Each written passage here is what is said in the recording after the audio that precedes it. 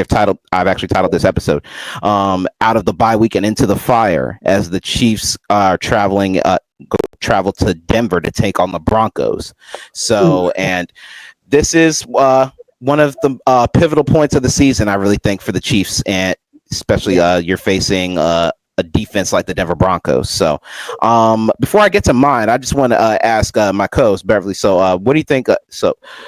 What do you think some keys for the Chiefs to get a win against the Broncos in Denver on Sunday? Well, we've talked about it before, and as you said, Bo Nix usually tries to go downfield. Now, the last game that he played, he was going downfield a lot, but very inconsistent, very inaccurate. Very. So I wasn't paying enough attention to see because I don't really like the Broncos, so I wasn't really paying much attention to see if they were getting bumped off the line.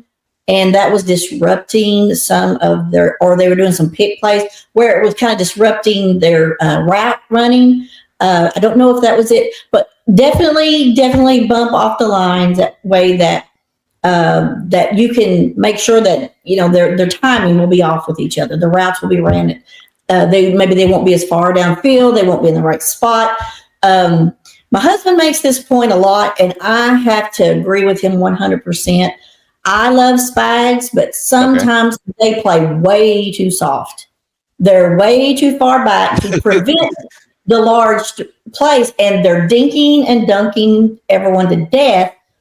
And that was Brady's plan. That was pretty much what they did. Whatever they give you, you take it, you move down the field, just like a chess game. You're just moving just down the field. And so while you need to stop the big play, that is true. And I would definitely do that. I would double team, the best player.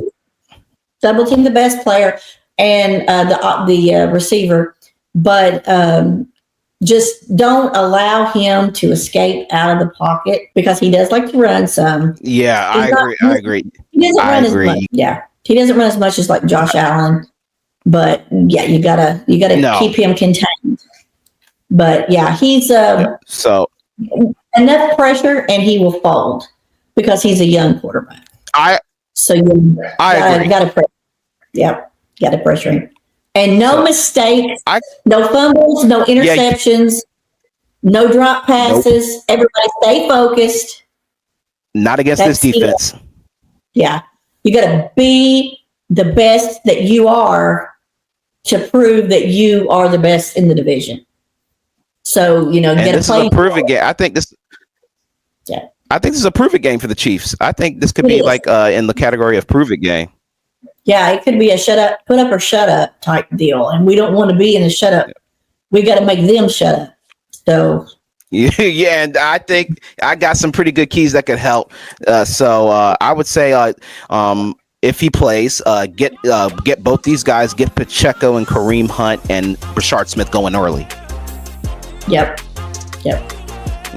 I agree. And establish that run. Yep. Start with the run game because the run game will set up the pass game. And speaking of the pass game, with Patrick Surtain is out, which I think I've heard like he's not going to be playing in this game. That's your opportunity to take shots downfield. And you got guys that can, and the Chiefs have guys you can stretch the field with. You have Worthy, you have Brown, you have Rice, and even proven in the game against the Commanders, you have Kelsey, who can actually stretch the field a little bit too. He was looking amazing. Let me tell you, he was the bright spot in some pretty bad games lately. So he's got to keep it going. And even who is it? Juju Smith-Schuster told him when he had that wide open pass against the Commanders. He said like you slowing down. You got to pick them knees up. 87. Now, Juju is very consistent. He's the most consistent player we have. Pass catcher. He said, I just want to win. Yeah. It is obvious he plays that way 100% of the time. He just wants to win. He'll put himself whenever it is, whether it's running, blocking, or just catching, being one of the pass catchers. He wants to just do what it takes to win. And you got to love that for a player like him.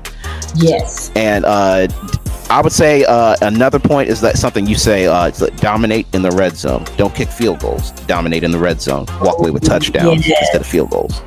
Yes. Don't trade field goals for touchdowns. You will lose most of the time. Yeah. Good point. Good point. You got it nailed right there on the head. I would say definitely get off to a fast start. Yes. Yeah. Oh yeah. Yeah. You gotta start scoring immediately. And also one thing, Beverly, when you get off to that fast start, close the gap so that the Broncos and Bo Nix don't mount a fourth quarter comeback.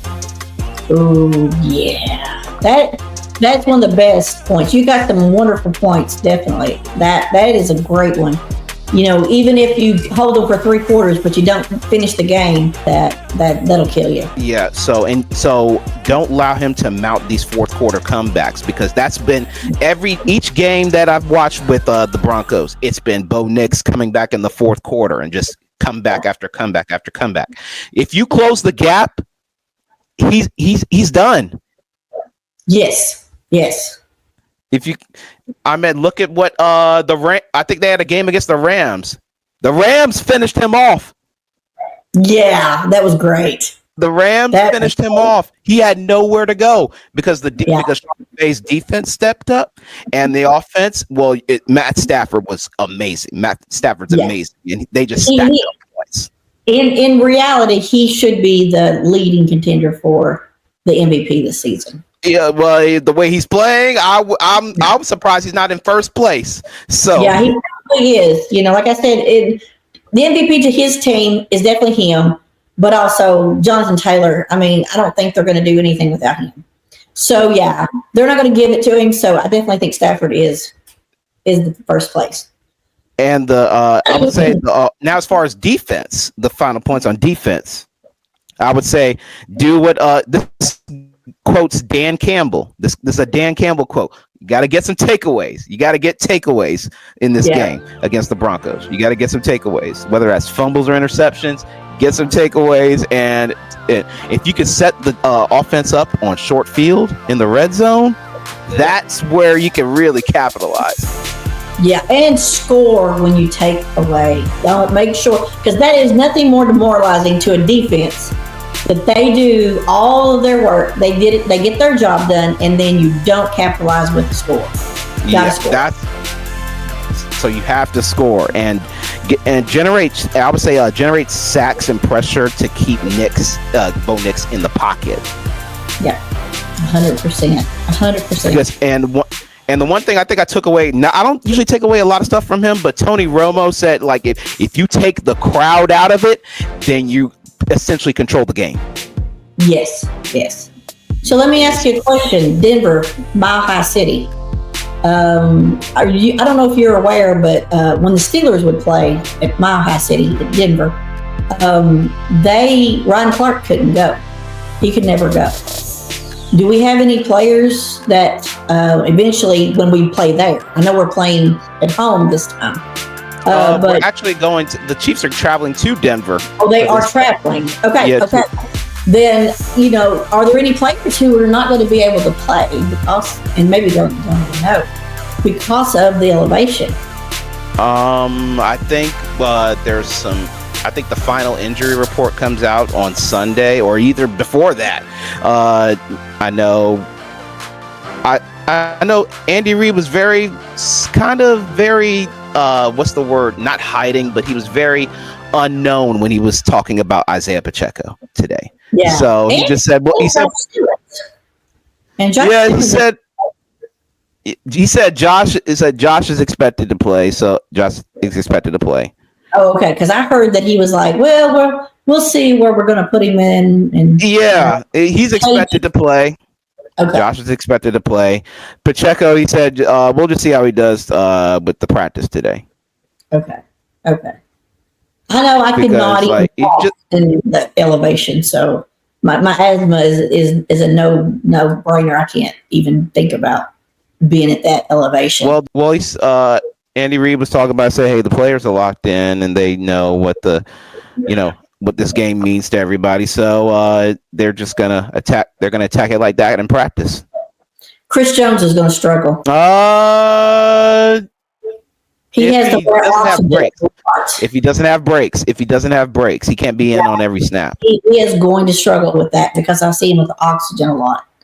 So I will be concerned about him. Now, if you bring him in on third downs, that's good.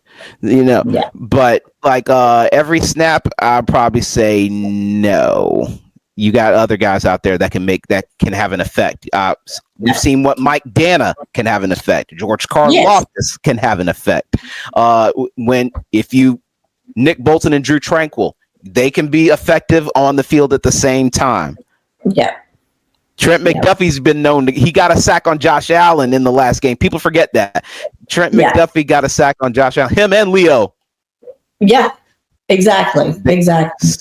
So, but I'm with you, Chris Jones. Definitely don't bring him in on every snap. Just really keep him in on third downs just to really help. Yeah, I agree. But yeah, that's what I think as far as like how the Chiefs can really have a good, effective game against the Broncos. You got to play 4 quarters against them because their defense, the defense has been keeping Bo Nix in games. Well, I'm a little petty, so I have one more thing I'd like to add to that. I would like to add Travis gets a touchdown and breaks the record at one of their heated rivals' homes. It might just happen. It might just happen. That would be amazing. I mean, he's already surpassed Tony Gonzalez. He's already past Jerry Rice. Why not? And if he keeps on going, he's probably going to get past Antonio Gates. Yeah. So we'll see. See what happens. But yeah, I would say with all those guys, the Broncos cannot cover everybody. You can't cover everybody because we've seen what the Raiders did. They tried you have Rashee Rice, Xavier Worthy, and Hollywood Brown at the field at the same time. Look who came open. Travis Kelce was wide open. Oh yeah, definitely. And he may not be as fast and explosive, but he was looking pretty young for his age. He was pretty young. But even when you try to get Travis Kelce's a big guy, and I don't want. Can you imagine just like trying to tackle him? It's just incredibly tough. Oh yeah, definitely. He is tough all the way around. So just the size and his desire to win is very strong. The one thing I think we both noticed in the Bills game, I would say for Patrick Mahomes, don't be afraid to scramble. Scramble. Yeah. That's what you're good at. And he has not been scrambling, and those are the games we have lost. So he has to put the team on his back, do it, but don't get hurt doing it. Slide. Yeah. Don't take those hits out of bounds. But this is by far, I was going to say, you have prove a game for the Chiefs, and then you have to, and then the next couple of games are just going to be. You're talking about facing some defenses that are, it's not elite, but you're facing defenses where they're going to be giving them a challenge. So this week it is Chiefs at Broncos. The game will be on CBS. We'll see CBS, and they're going to be live from Mile High. So you can bet those fans are going to be ruckus. So the Chiefs' job. So dominate in the red zone and don't allow Bo Nix to have another fourth quarter comeback. But